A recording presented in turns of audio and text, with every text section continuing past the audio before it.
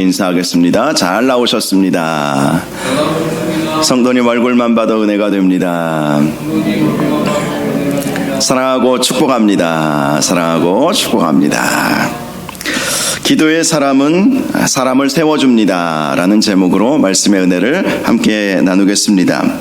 오늘 본문 말씀은 초대 예루살렘 교회의 핍박의 중심에 섰던 사울이 다메섹 도상에서 예수님을 만나고 회심의 과정을 겪고 있을 때의 모습을 우리에게 보여주고 있습니다. 다메섹 아나니아가 오늘 말씀을 보면 등장하고 있습니다. 예수님께서 그 사실을 이 아나니아에게 알려주게 되었던 것입니다. 오늘 본문 10절을 보면 주께서 환상 중에 아나니아를 불렀다라고 말씀하고 있습니다. 아나니아에 대해서는 제자라고 표현을 하고 있습니다. 예수님의 제자였다는 것이지요. 그는 아마도 오순절 성령 강림의 역사를 보면서 예수님을 믿기 시작한 사람으로 보입니다. 또 사도행전 22장 12절을 보면 아나니아에 대해서 이런 말씀이 있습니다. 율법에 따라 경건한 사람으로 거기 사는 모든 유대인들에게 칭찬을 듣는 아나니아라고 말씀을 하고 있습니다. 율법을 잘 지켰던 사람이었고 경건한 사람이었으며 또 다메섹에 사는 모든 유대인들에게 칭찬받는 사람이었다라는 사실을 알 수가 있습니다. 특별히 그는 기도의 사람이었습니다. 그래서 오늘 주께서 환상 중에 라는 말씀을 통해서 그가 기도 중에 주님의 음성을 듣게 된 것으로 우리가 알 수가 있는 것이죠.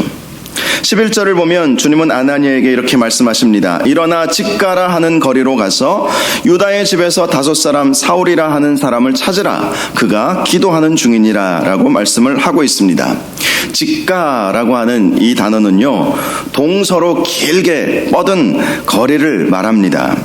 당시 사울은 예수님을 만난 이후에 이 직가에 있는 유다의 집에서 사흘 동안 금식하며 기도하고 있었던 것입니다.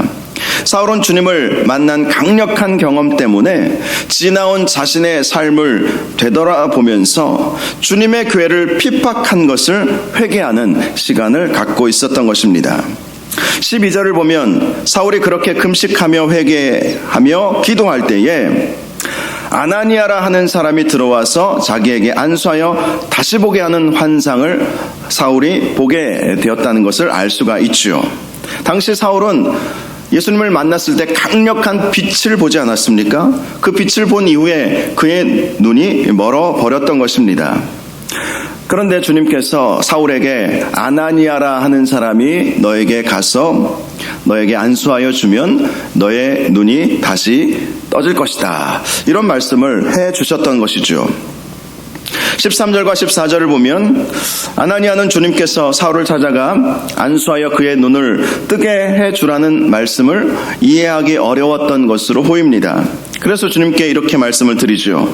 주여 이 사람에 대하여 내가 여러 사람에게 듣사온즉 그가 예루살렘에서 주의 성도에게 적지 않은 해를 끼쳤다 하더니 여기서도 주의 이름을 부르는 모든 사람을 결박할 권한을 대제사장들에게서 받았나이다. 아나니아가 주님께 이 말씀을 하는 이유는 사울을 우리가 믿을 수 있겠습니까? 라는 이런 말씀 아니었겠습니까? 이미 사울에 대한 소문은 다메섹이라고 하는 이 동네까지도 바다하게 나 있었던 것이죠. 예루살렘에서 다메섹까지는요 240km나 떨어진 곳이었습니다. 오늘날에도 240km면 가까운 거리가 아니죠. 굉장히 먼 거리입니다. 이 다메섹은 과거 이 니느웨의 수도이지 않았습니까? 아수르의 수도이지 않았습니까? 역사와 전통이 깊은 도시에 유대인들이 많이 살고 있었는데요. 그 먼 거리인 이 다메섹에도 지금 사도 이 사울의 그 좋지 않은 소문이 다 퍼져 있었던 것입니다. 그런데 어찌하여 그에게 가서 안수하여 그의 눈을 뜨게 하려고 하십니까? 라고 물어보았던 것입니다. 오히려 잘된 것 아닙니까? 핍박자 사울이 눈이 멀게 되었으니까 이제 더 이상 교회를 핍박하지 못하고 성도들을 핍박하지 못하지 않겠습니까? 오히려 잘된 것 아닙니까? 왜 사울의 눈을 뜨게 해주라고 우리 주님 말씀하십니까? 이렇게 물어보았던 것입니다. 그러자 예수님은 아나니에게 이런 말씀을 해주셨습니다. 가라, 이 사람은 내 이름을 이방인과 임금들과 이스라엘 자손에게 전하기 위하여 택한 나의 그릇이라.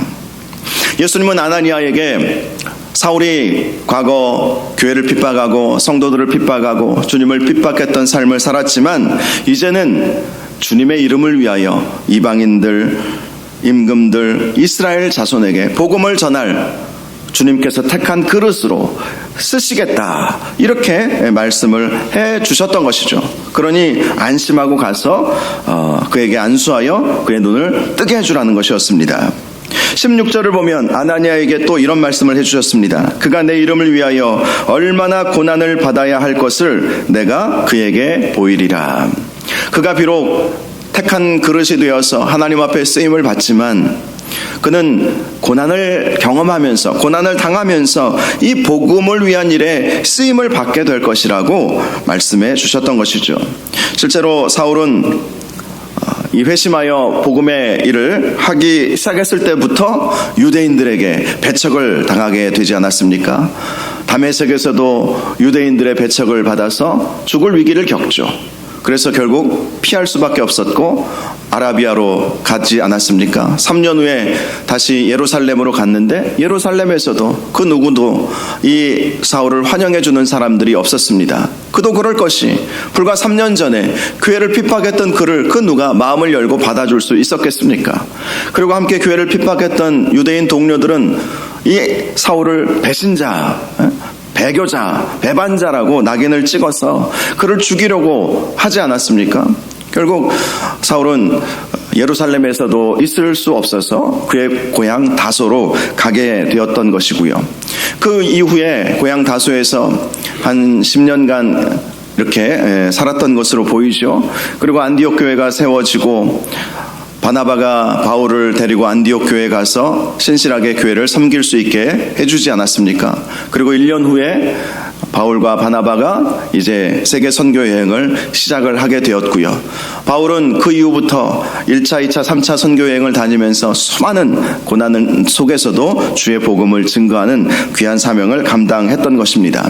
바로 그러한 일이 있게 될 것임을 아나니아에게 말씀해 주셨던 것입니다. 17절을 보면 예수님의 이러한 말씀을 들은 아나니아는 사울을 찾아가게 되었습니다. 그리고 그에게 이렇게 말합니다. 형제 사울아, 주 곧 네가 오는 길에서 나타나셨던 예수께서 나를 보내어 너로 다시 보게 하시고 성령으로 충만하게 하신다 라고 말하면서 사울에게 안수하여 줍니다. 특별히 아나니아는 사울을 향해서 형제 사울이라고 부르고 있습니다. 아나니아는 예수님께서 말씀하신 대로 이 사울을 받아들였던 것이죠. 기독교 교회의 공동체의 일원으로 이 사울을 받아들이는 표현이 바로 형제 사울이라는 표현인 것입니다. 18절을 보면 사울은 아나니아의 안수를 받고 성령의 충만함을 받게 되었습니다. 또한 동시에 그의 눈에서 비늘 같은 것이 벗어져서 다시 보게 되었고 아나니아에게서 세례를 받게 되었습니다. 그리고 19절 상반절을 보면 음식을 먹고 강건하여지게 되었던 것입니다. 이로써 사울은 예수님의 핍박자이자 교회의 핍박자였던 인생을 청산하고 예수 그리스도의 이름을 이방인과 임금들과 이스라엘 사람들에게 증거하는 사명자의 삶을 시작하게 되었던 것입니다. 오늘 저는 본문을 통해서 이 아나니아를 조금 더 깊이 조명해 보고자 합니다. 그는 기도의 사람이었습니다. 율법을 잘 지켰던 신실한 경건한 사람이기도 했습니다. 기도의 사람의 특징은 자기의 마음보다 하나님의 마음을 더 중요하게 생각한다는 것에 있습니다. 본래 사울에 대한 아나니아의 마음은 좋은 마음은 아니었죠. 그러니 예수님께서 사울에게 가서 안수하여 그의 눈을 뜨게 해주라 라고 말씀하셨을 때 부정적으로 반응할 수밖에 없는 것 아니었겠습니까? 아나니아는 주님께 말씀드린 것처럼 사울에 대해 부정적인 말들을 해주었습니다. 예루살렘 교회 핍박자였고 성도들의 핍박자였으며 또 다메섹까지 공문을 들고 와서 우리들을 결박하여 가려고 했던 아주 나쁜 사람 아닙니까? 이것이 당시 아나니아가 가지고 있는 사울에 대한 생각이었습니다. 사울에 대한 마음이었던 것이죠. 인간적인 마음으로 생각해보면 불과 얼마 전까지만 해도 그렇게 핍박했던 그가 이렇게 변화받고 바뀌게 되었다는 것을 쉽게 용납하기가 쉽지 않았을 것입니다. 아나니아는 그를 쉽게 받아들일 수 없었던 것이죠. 어떻게 그를 받아들일 수 있겠습니까?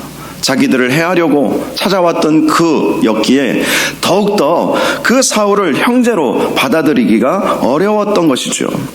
그러나 아나니아는 기도의 사람이었기 때문에 자기의 마음은 그러하지만 주님께서 어떤 마음으로 이 사울을 바라보시는가, 그것을 보았던 것입니다. 그래서 처음에는 마음이 내키지 않았지만 주님의 말씀에 순종함으로 사울에게 나아가서 그에게 안수하여 주고 그의 눈을 뜨게 해주고 그에게 성령을 베풀고 세례를 베풀어주는 그 일을 하게 된 것이죠. 바울 곁에 많은 동역자들이 있었다는 사실은 우리가 사도행전의 기록과 또 바울을 서신서의 기록들을 보면 알 수 있습니다. 그런데 바울을 제일 먼저 도와주었던 바울 되게 만들어 주었던 사람이 바로 이 아나니아였다는 것이죠. 아나니아는 주님의 마음을 알았기에 자신의 마음을 누르고 그에게 선대를 베풀어 주었던 것입니다. 그렇게 함으로 인해서 바울이 세계 선교의 물꼬를 트는 귀한 사역자가 될 수 있도록 도와주었던 사람이 바로 이 아나니아였다는 것이죠. 교회 역사를 보면 이렇게 누군가의 도움을 받아서 인류 역사를, 교회 역사를 바꾸었던 그런 사람들이 참 많이 등장합니다. 대표적인 사람이 어거스틴이죠. 어거스틴은 어렸을 때 굉장히 총명한 두뇌를 가지고 있었던 사람이었습니다. 그런데 젊은 시절 만이교라고 하는 이단에 심취해 버렸고요. 그리고 허랑방탕한 삶을 살지 않았습니까? 그를 옆에서 포기하지 않고 도와주었던 사람이 있었습니다. 바로 그의 어머니 모니카였습니다. 그의 어머니 모니카가 어거스틴을 위해서 포기하지 않고 자기 아들이 이단에 빠지고 술과 여자를 탐닉하고 실제로 이 창녀와 잠자리를 하고 아들을 하나 낳았습니다. 그 아들의 이름이 아테오다투스라는 이름의 아들입니다. 사생였다고 해요. 아마 그 여인이 아들을 낳다가 죽었던 것 같습니다. 그러니 어머니 입장에서는 얼마나 속이 상하겠습니까? 전혀 가능성이 안 보이는 거예요. 너무 힘든 거예요. 아들을 볼 때마다 저 좋은 머리를 엉뚱한 데 쓰고 이단에 빠지고 이 허랑방탕한 삶을 살고 사생아까지 낳았으니 어머니 입장에서는 포기할 만도 하지 않습니까? 그런데 어머니의 기도는 30년간이나 이어지게 되었습니다. 포기하지 않고 아들을 옆에서 기도로 도와주었던 것이죠. 하나님, 저 아들을 불쌍히 여겨주시고 하나님, 저 아들을 사용하여 주시옵소서. 그렇게 간절히 하나님 앞에 기도했던 것입니다. 그렇게 기도하던 중에 하나님께서 감동을 주시기를 암브로시우스라고 하는 이 로마 지역의 로마 교회의 감독을 만나게 해 주어야겠다는 그러한 생각을 하게 되었습니다. 당시 암브로시우스 감독은 기독교계뿐만 아니라 사회적으로도 아주 존경을 받고 있었던 감독이자 수사학자였습니다. 당시 어거스틴은 수사학에 관심을 가지고 있었기 때문에 어머니의 소개로 암브로시우스와 종종 만남을 갖게 되었습니다. 그와의 만남을 지속하면서 어거스틴은 기독교의 진리에 대해 눈을 뜨기 시작했습니다. 암브로시우스와의 만남, 또 그의 설교를 들으면서 그가 깨닫지 못했던 그러한 부분들을 깨닫게 되었고 복음에 반응하는 사람이 되었던 것이죠. 그러다가 어느 날 기도 중에 톨렐레게라는 음성을 듣게 되었습니다. 이 톨렐레게라고 하는 이 라틴어는 들고 읽어라 라는 그러한 음성이었습니다. 그 즉시 어거스틴은 가지고 있던 성경책을 펼치게 되었는데 그때 펼쳐진 말씀이 로마서 13장 13절에서 14절 말씀입니다. 이 말씀이 그의 인생을 완전히 변화시켜 주었던 말씀이죠. 낮에와 같이 단정히 행하고 방탕하거나 술 취하지 말며 음란하거나 호색하지 말며 다투거나 시기하지 말고 오직 주 예수 그리스도로 옷 입고 정욕을 위하여 육신의 일을 도모하지 말라. 이 말씀이 마음에 꽂힌 것이죠. 딱 자신의 삶을 보여주는 말씀으로 받게 되었던 것입니다. 그는 이 말씀을 듣고 전율을 느끼게 되었다고 그의 고백록에서 고백을 하고 있습니다. 자신의 죄악을 그대로 지적하신 말씀으로 그는 받아들이게 되었던 것이죠. 그리고 그는 그 자리에서 엎드려 회개하게 되었습니다. 예수님을 부정하고 성경도 부정했던 자신의 삶을 회개하고 하나님 앞에 용서를 구하고 정말 떼굴떼굴 구르면서 간절히 기도하는 시간을 갖게 되었던 것입니다. 그리고 그는 그 이후에 변화를 받아서 성경을 더 깊이 연구하게 되었고 기독교 신학의 기틀을 놓는 위대한 신학자가 될 수 있었습니다. 그가 쓴 참회록에서 그는 이렇게 기록을 했습니다. 나의 어머니는 젖과 함께 구주 그리스도의 이름을 마시고 살게 해주셨다. 즉 어거스틴이 자신을 이렇게 만들어 주신 분이 바로 어머니 모니카였다는 사실을 고백하고 있는 것이죠. 어거스틴이 어거스틴 되게 만들어 준 결정적인 역할을 한 사람이 바로 어머니의 기도였다는 것이고요. 또한 암브로시우스의 도움을 받아서 이 어거스틴이 정말 오늘날에도 이 어거스틴의 그 신학적 체계 안에서 모든 신학들이 조금씩은 다르지만 형성이 되었던 것입니다. 어머니와 암브로시우스를 통해서 어거스틴이 새롭게 변화를 받게 되었던 것입니다. 80년대 한국교회의 부흥을 이끌었던 이천성 목사님이란 분이 계시죠. 이천성 목사님은 6.25 때 전쟁터에 나가서 한쪽 다리를 절단해야 하는 상위 군인이 되고 말았습니다. 그는 군대를 제대하고 취직을 하려고 했는데 다리가 잘린 자신을 받아주는 업체는 한 군데도 없었습니다. 그래서 세상을 한탄하면서 술과 노름, 여자에 심취하고 상위 군인들을 모아다가 깡패 조직을 만들게 되었습니다. 그리고 거기에 두목이 되었죠. 어느 날 한강 백사장에서 대규모 부흥 집회가 열렸습니다. 그 집회는 당시 부흥사로 이름을 날렸던 성결교 이성봉 목사님의 집회였습니다. 당시 깡패 두목이었던 이천석은 그 집회를 방해할 목적으로 깡패들을 다 데리고 한강 백사장으로 가게 되었습니다. 그런데 이성봉 목사님의 그 쩌렁쩌렁한 그 선포하시는 그 말씀을 듣고 왠지 모를 두려움이 일어나서 그 집회를 해산하려고 갔지만 그 두려움 때문에 돌아오게 되었다는 그러한 일이 있습니다. 그리고 당시 먼저 신앙생활을 했던 아내의 간곡한 부탁으로 삼각산 기도원에 억지로 끌려가게 되었다고 합니다. 그런데 그 집회에서 참석하던 중에 천장을 올려다 보니까 갑자기 지붕이 열리는 것을 보게 된 거예요. 그리고 새빨간 불덩이가 그의 머리에 확 이렇게 떨어지는 것을 경험하게 되었던 것입니다. 한마디로 성령의 불이 그에게 임하게 된 것이죠. 그날 그는 떼굴떼굴 구르면서 3일 밤낮 자신이 죄인임을 고백하고 철저하게 회개하는 시간을 갖게 되었습니다. 그리고 그가 살아오면서 지었던 작은 죄 하나까지라도 다 회개하는 시간을 갖게 되었다고 합니다. 그 이후에 그는 신학교에 들어가서 공부를 하고 서울의 성복중앙교회 또 가평의 한월산 기도원을 세우면서 한국교회의 부흥에 큰 영향을 미치게 되었죠. 이 이천성 목사님이란 분이 세워지기까지 도움을 주었던 사람들이 있죠. 가장 대표적인 사람이 그의 아내였던 것이죠.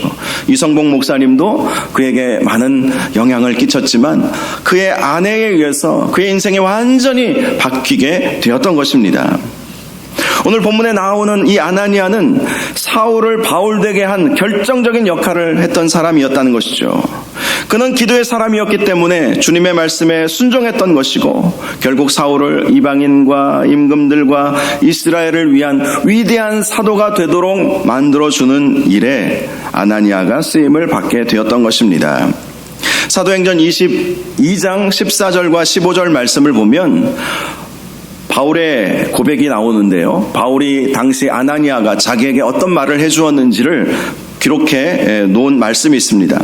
우리 조상들의 하나님이 너를 택하여, 이 아나니아가 바울에게 한 말씀이죠. 우리 조상들의 하나님이 너를 택하여 너로 하여금 자기 뜻을 알게 하시며 그 의인을 보게 하시고 그 입에서 나오는 음성을 듣게 하셨으니 네가 그를 위하여 모든 사람 앞에서 내가 보고 들은 것의 증인이 되리라. 아나니아가 바울에게 이 말씀을 해줌으로 인해서 당시 어떠한 삶을 살아야 할지 알지 못했던 자신이 삶의 목적을 발견하게 되었다라는 것 아니겠습니까? 아나니아는 핍박자 사울을 복음의 증인이 되도록 주님의 말씀을 전해 주었던 것이고, 사울은 그 아나니아의 말씀을 듣고 복음을 위해 평생 헌신하게 되었던 것입니다. 한 사람이 세워지기까지 이렇게 뒤에서 조력하고 그를 세워주는 그러한 사람들이 필요한 것이죠. 지난달에 2월 초에 제가 말씀드렸던 것처럼 우리 교단 안에 있는 우리 탈북민 출신 신학생들 목회자 수련회를 제가 다녀오고 또 섬기고 왔습니다. 저는 우리 탈북민 목회자 신학생들에 대한 관심이 참 많아요. 그분들이 스스로 일어설 수 없기 때문에도 더 그렇죠. 누군가는 도와주어야 하는 것입니다. 제가 얘기를 들어보니까 우리 탈북민 목회자들, 신학생들에게 있어서 가장 고민이 되는 것은 좋은 멘토가 주변에 없다는 거예요. 물론 많은 목사님들이 도와주고 있기는 하지만 마음을 열고 그분들의 그 삶에 살아온 배경들을 이해하고 그분들에게 적절한 조언과 충고, 멘토의 역할을 해주실 수 있는 분들이 많이 없다는 거예요. 그 이야기를 듣고 저는 일반 탈북민 성도들에 대한 관심은 늘 가지고 있고, 대전에 와서도 탈북민 공동체 몇몇 교회들이 있지 않습니까? 그 교회를 기도해주고 돕고 거기에만 관심을 가졌는데, 그 이야기를 들으면서 탈북민 출신 이 목회자와 신학생들을 좀 섬겨야 되겠구나. 제가 뭐 할 수 있는 일이 얼마나 될지 모르겠지만 최선을 다해서 이분들에게 조언도 해주고 자료가 있으면 좀 나누어주고, 목회하면서 힘든 부분들이 있으면 함께 고민도 같이 나누면서 또 해결책도 함께 찾아가는 이 멘토의 일들을 좀 감당해야 되겠구나, 이런 생각을 하면서 많은 우리 탈북민 목회자들 또 신학생들과 교제를 하고 있습니다. 그래요. 누군가는 도와주어야 일어설 수 있는 것입니다. 사람은 항상 누군가에게 영향을 받죠. 저는 저와 여러분들이 누군가를 살리고 세워주는 일을 감당할 수 있기를 바랍니다. 이 아나니아와 같이 사울을 세워줌으로 인해서, 사울이 만약에 초창기에부터 이렇게 섬겨주는 사람이 없었다면 과연 사울이 오늘날의 바울이 될 수 있었을까, 이런 생각을 해볼 수 있지 않습니까? 누군가는 도와주고 누군가는 세워줄 때에, 마중물의 역할을 감당할 때에 그가 일어날 수 있는 것이죠. 저는 우리 선교사님들을 볼 때마다, 모든 선교사님들을 제가 다 도와드릴 수는 없지만 적어도 우리 교회가 협력하는 선교사님들 위해서 그분들의 필요를 늘 유심히 관찰하고 필요한 부분들이 있으면 적극적으로 기도하면서 도우려는 그런 마음을 가지고 있습니다. 누군가는 도와야 그 일들이 이루어지는 거예요. 저도 지금까지 많은 도움을 받았습니다. 저에게 장학금을 주셨던 권사님들도 계시고요. 신대원 다닐 때 제가 이제 군대 때문에 학교를 휴학을 하고 이제 군대 문제를 해결하고 그리고 이제 복학을 하려고 하는데, 전에 다녔던 전에는 교회에서 장학금을 이렇게 섬겨주셨거든요. 그래서 마음껏 공부를 할 수 있었는데, 이제 군대를 제대하고 이제 신대원에 다시 복학을 해서 들어가는데 이 등록금이 만만치 않은 거예요. 기도 중에 있다가 당시 제가 사역은 못하고 있었고, 막 이제 군대를 나와서 뭐 사역지가 없지 않습니까? 기도 중에 어떤 권사님 한 분이 장학금을 이렇게 저에게 주셔서 공부를 다시 시작할 수 있게 되었습니다. 이렇게 저도 제 인생을 돌이켜보면 뭐 물질적으로나 또 정서적으로나 또 영적으로나 지식적으로나 도와주었던 많은 사람들이 계셨어요. 그분들 때문에 결국 제가 목사 안수를 받고 이렇게 사역을 할 수 있게 되었던 것입니다. 그렇습니다. 누구를 세워준다는 것은 정말 귀한 일이에요. 하나님께서 보시기에 너무나도 기뻐하시는 일입니다. 내가 돕는, 또 내가 세워주는 그 사람이 나보다 훨씬 더 놀라운 일들을 할 수 있기 때문인 것이죠. 탈북민 우리 신학생들 목회자들을 우리가 잘 섬기면요, 그분들이 북한이 문이 열리면 다 들어가서 자기 고향에 북한 지역에 들어가서 교회를 세우는 일을 잘 감당할 것입니다. 우리보다 훨씬 더 잘할 거예요. 저보다 훨씬 더 잘할 거예요. 왜냐하면 저는 북한에 대해서 잘 알지 못합니다. 알고 있는 것이야 뭐 책을 통해서 배운 것 밖에 뭐가 더 있겠습니까? 탈북민 성도들 만나면서, 탈북자들 만나면서 들은 이야기밖에 뭐가 더 있겠어요? 그들이 어떤 정서를 가지고 있고 어떤 문화를 가지고 있고, 이 분단 70년이 넘어가면서 완전히 이질적인 이 집단이 되지 않았습니까? 저 북한과 남한은 완전히 다른 나라가 되었죠. 과거의 역사를 공유하고는 있지만 그 분단의 상황을 통해서 서로 완전히 이질적인 나라가 되어버리고 말지 않았습니까? 그래서 이분들을 잘 세우면 그분들이 통일시대에 자기 고향에 들어가서 다 한 지역씩 맡아서 교회를 세울 수 있는 귀한 역할을 할 수 있는 분들이라고 그렇게 생각되니까 그분들을 위해서 기도하고 돕게 되는 것입니다. 특별히 기도의 사람은 사람이 보이게 됩니다. 기도의 사람은 기도하다가, 이 아나니아가 기도 중에 전혀 사울이라고 하는 사람에 대해서 전혀 생각지도 못했던 이 아나니아였습니다. 소문만 들었던 것이죠. 사울이라고 하는 핍박자가 공문을 들고 다메섹으로 오고 있구나라는 소문만 들었을 뿐이지 전혀 사울에 대한 관심도 없었습니다. 그런데 아나니아는 기도의 사람이었기 때문에 주님께서 사울에 대해 말씀하여 주셨고, 그에게 가서 안수하여 그의 눈을 뜨게 해주라는 그 말씀 듣고 순종했던 것입니다. 기도의 사람은 도와야 할 사람이 보이는 것이죠. 기도의 사람은 세워주어야 할 사람이 보이는 것입니다. 그래서 우리가 이 밤에 기도할 때 우리도 아나니아와 같이 정말 하나님께서 돕기를 원하는 사람, 하나님께서 세워주기를 원하는 사람, 꼭 그 사람이 목회자나 신학생이나 선교사님이 아니어도 됩니다. 우리 성도들 가운데에서도 위로가 필요하고 격려가 필요하고 세워주어야 할 사람들이 있어요. 그런 사람들을 보는 안목은 기도할 때 주님께서 보여주시는 것입니다. 그렇게 주님께서 보여주시는 대로 순종하면 그가 놀라운 일들을 할 수 있는 것이죠. 그것은 예수님의 방법이기도 했습니다. 예수님은 제자들에게 이런 말씀을 해주셨어요. 너희는 나보다 더 큰 일도 할 것이다. 그것을 기대하셨던 것입니다. 예수님은 제자들을 보면서 너희가 나 쫓아오려면 아직도 멀었어, 그렇게 생각하지 아니하시고, 비록 당시 예수님의 제자들이 오합지졸처럼 보이고 때로는 예수님을 속상하게 하기도 하고 믿음이 없는 모습을 보이기는 했지만, 주님께서 분명히 가지고 있었던 확신은 너희는 나보다 더 큰 일도 할 수 있을 것이다 라는 것 아니었습니까? 그러니 그 3년 반 동안 그 제자들 훈련시키시고 그들을 위해서 수많은 노력과 수고를 아끼지 아니하셨던 것입니다. 저와 여러분이 누군가를 세워주고 그를 일으켜 세워서 그들과 함께 놀라운 하나님 나라를 이루는, 하나님 나라를 확장시키고 복음을 증거하는 그 귀한 일에 쓰임 받을 수 있기를 원합니다. 중요한 것은 기도의 사람이 될 때 사람이 보인다는 것이죠. 하나님 저에게 사람을 보게 하셔서 어떤 사람이 나를 통해서 일으켜 세움을 받을 수 있겠습니까? 하나님 보여주시고 함께 하나님 나라를 꿈꾸며 살아갈 수 있도록 인도하여 주시옵소서. 이렇게 함께 이 밤에 기도할 수 있기를 원합니다. 우리 말씀 생각하면서 오늘 제가 먼저 드렸던 기도의 제목들을 가지고 함께 주여 한번 부르시고 기도하겠습니다. 주여, 거룩하시고 존귀하신 아버지 하나님, 기도의 사람 아나니아를 통해서 사울이 놀라운 하나님의 은혜를